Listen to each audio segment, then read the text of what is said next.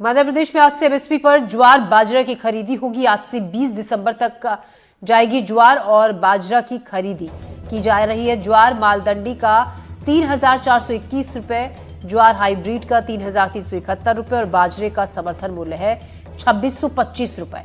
किसानों ने एफक्यू गुणवत्ता की उपज इन्हीं दरों पर खरीदी जाएगी। किसानों से खरीदी हर सप्ताह सोमवार से शुक्रवार तक होगी।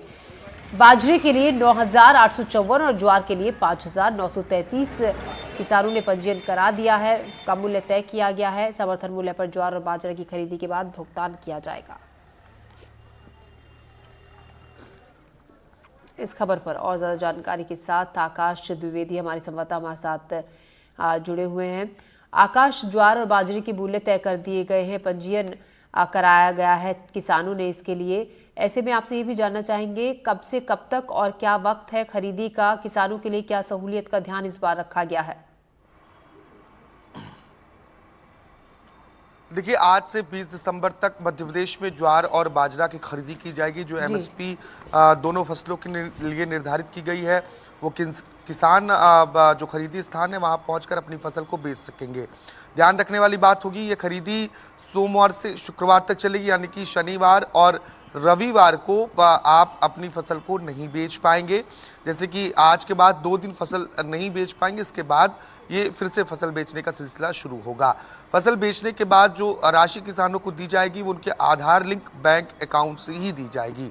राज्य सरकार ने ये तय किया है और ये निर्देश दिए हैं कि अगर दूसरे राज्यों से फसल लाकर मध्य प्रदेश में बेची जा रही है तो उस पर रोक लगाई जाए और इसके लिए निगरानी भी की जाएगी। शिकायतों के लिए राज्य स्तर पर एक पोर्टल बनाया गया है, उसका हेल्पलाइन नंबर भी राज्य सरकार की ओर से जारी किया गया है। तो आज से जो ज्वार और बाजरा को पैदा करने वाले किसान हैं वो अपनी फसल को बेच सकते हैं और एमएसपी पर इसका मूल्य पहले से ही निर्धारित है। जी, तो मूल्य पहले से ही निर्धारित है, ये तय किया जाएगा कि और साथ ही उनकी पूरी ख्याल भी रखा गया है कि किसानों को किसी तरीके की कोई दिक्कत ना हो। ऐसे में पंजीयन जिन किसानों ने नहीं कराया है उनके लिए क्या, किस तरीके से, अगर मान लीजिए कोई पंजीयन कराने में जिस किसी को देरी हो गई है या नहीं करा पाया है किसान, ऐसे किसान किस तरीके से मंडी में अपनी फसल को बेच सकते हैं? देखिए, जो समर्थन मूल्य पर खरीदी की समय सीमा होती है उसके पहले पंजीयन की तारीख नियत की जाती है और जब बड़ी संख्या में किसान चूकते हैं पंजीयन कराने से तो कई बार इस समय सीमा को बढ़ाया भी जाता है।